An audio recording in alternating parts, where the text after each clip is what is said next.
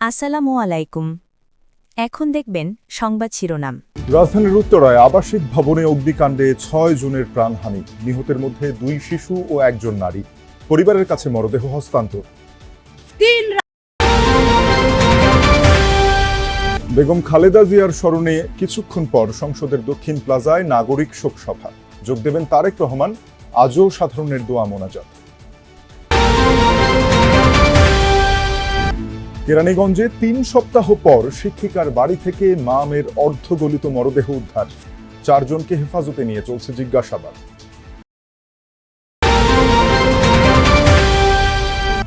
চট্টগ্রামে অস্ত্রবাজি খুনের ঘটনায় নিরাপত্তা শঙ্কায় অনেক প্রার্থী। কুমিল্লায় জুলাই আন্দোলনে থানা থেকে লুট হওয়া চাইনিজ রাইফেল সহ ২টি অস্ত্র উদ্ধার। এতক্ষণ দেখছিলেন সংবাদ শিরোনাম, এখন দেখবেন বিস্তারিত। রাজধানীর উত্তরায় ভয়াবহ অগ্নিকাণ্ডে প্রাণহানি বেড়ে দাঁড়ালো ৬ জনে। ১১ নম্বর সেক্টরের ১৮ নম্বর রোডের ৭তলা একটি ভবনের দ্বিতীয় তলায় আগুন লাগলে ধোঁয়া ও আগুনের আটকা পড়েন বাসিন্দারা। ফায়ার সার্ভিস জানায় শুক্রবার সকাল ৭টা৫৫ তারা আগুনের খবর পান। ২টি ইউনিটের চেষ্টায় ৮টা২৫-এর দিকে আগুন নিয়ন্ত্রণে আসে।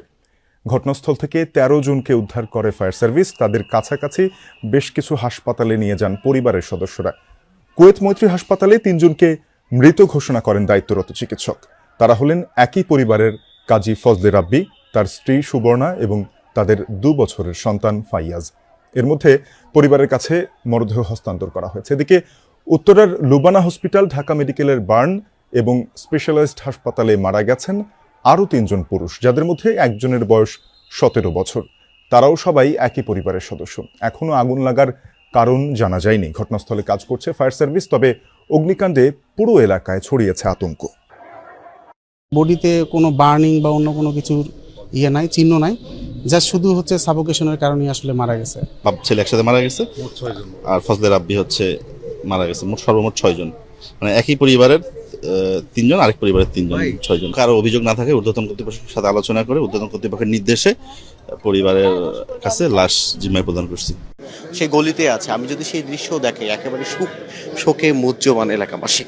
তারা বলছিলেন একটি শুক্রবারের সকালে এত বড় একটি দুর্ঘটনার খবর তারা পাবেন, সেটি তারা কোনোভাবেই কল্পনা করেননি। ৫টি মরদেহে গাড়ি এখানে নিয়ে এসে রাখা হয়েছে এবং ৬ জনের মৃত্যুর ঘটনা ঘটেছে। আমরা দেখছিলাম এখান থেকে ৫ জনের মরদেহ আপাতত আমরা দেখছিলাম নেওয়া হয়েছে।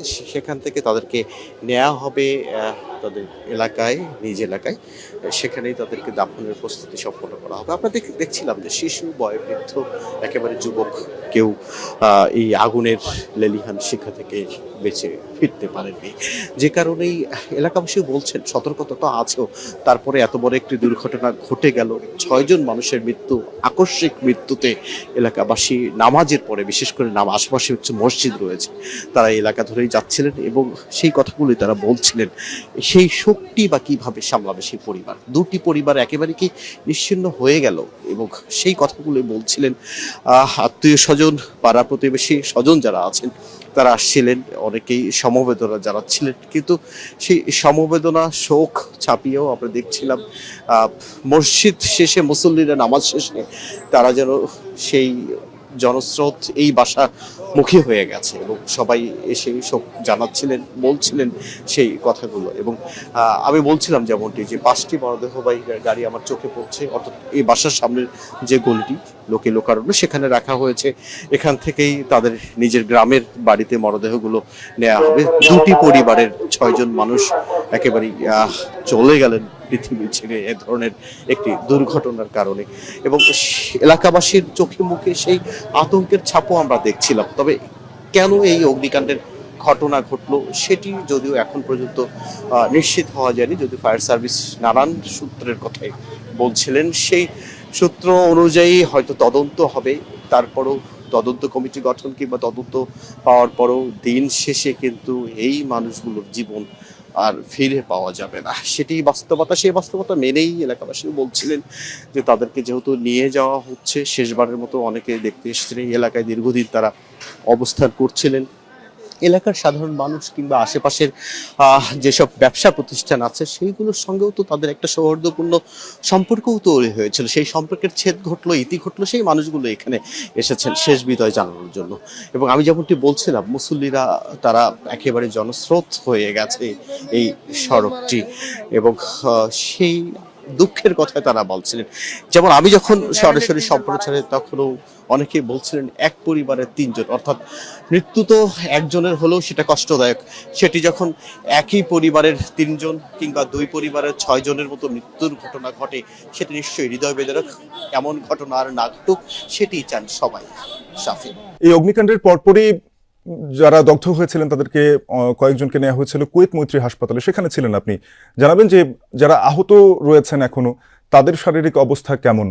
শাফিন, আমি আসলে আপনার প্রশ্নটি ঠিকভাবে শুনতে পারিনি প্রথমত। দ্বিতীয়ত হচ্ছে যে আমি যে স্পটে রয়েছে এবং এখানে কিন্তু প্রচুর মানুষের উপস্থিতি আছে, অর্থাৎ যেখানে আগুনের সূত্রপাত ঘটেছিল, যেখানে আসলে দুর্ঘটনাটি ঘটেছিল উত্তরের 11 নম্বর সেক্টরে 18 নম্বর রোডের এই বাড়িটিতেই আসলে আপনি এখন এই মুহূর্তে যেখানে দেখতে পাচ্ছিলেন, অর্থাৎ দোতলা থেকে মূলত আগুনের সৃষ্টি হয়, সূত্রপাত ঘটে এবং সেটি পরবর্তীতে ঠিক তিন তলায়, চতুর্থ তলায় এবং পঞ্চম তলায় পর্যন্ত সেই আগুনের ব্যাপ্তি ছড়ায়। আপনি এখন যেমনটি দেখছিলেন মূলত দোতলা এবং তিনতলা সেটিকে ক্ষতিগ্রস্ত অবস্থায় দেখা যাচ্ছে যদিও এখান থেকে, কিন্তু সেই যে আগুনের যে প্রকট বা যে ব্যাপ্তি সেটি কিন্তু চতুর্থ তলা এবং পঞ্চম তলায়ও ছড়িয়ে পড়ে। এবং আমরা যেই তিনজনের মরদেহ কুয়েত মৈত্রী হাসপাতাল থেকে এর আগের সংবাদগুলোতে দেখাচ্ছিলাম, সেখানে কিন্তু তারা তাদের শ্বাসকষ্ট হয়েছে প্রচন্ডভাবে ধোয়ার কারণে, তার এর ফলেই কিন্তু তারা মৃত্যুবরণ করেছে। চিকিৎসকদের পক্ষ থেকেও তেমনটি জানানো হয়েছে। এখানে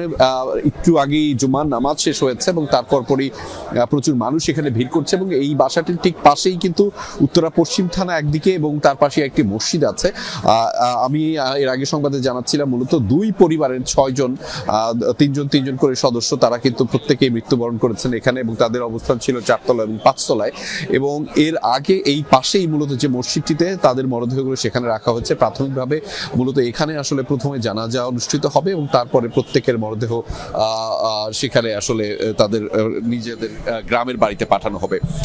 শাফিন, একটি তথ্য আপনাদেরকে, একটু হালনাগাদ তথ্য একটু জানিয়ে রাখতে চাই যে এই ঘটনার পরপর ফায়ার সার্ভিসের তো বেশ কিছু টিম তারা পর্যবেক্ষণ করেছে, একই সাথে কিন্তু বাংলাদেশ পুলিশের অর্থাৎ উত্তরা পশ্চিম থানার যে টিমটি সেটি রয়েছে, একই সাথে একটু আগে আমরা দেখছিলাম পিআইবির একটি টিম এসেছে সিআইডির একটি টিম। তারা আসলে বিভিন্ন ঘটনাটি খতিয়ে দেখা হচ্ছে। মূলত এখন পর্যন্ত প্রাথমিকভাবে যে ধারণা হচ্ছে যে গ্যাসের সিলিন্ডার থেকে আগুনের সূত্রপাত হতে পারে।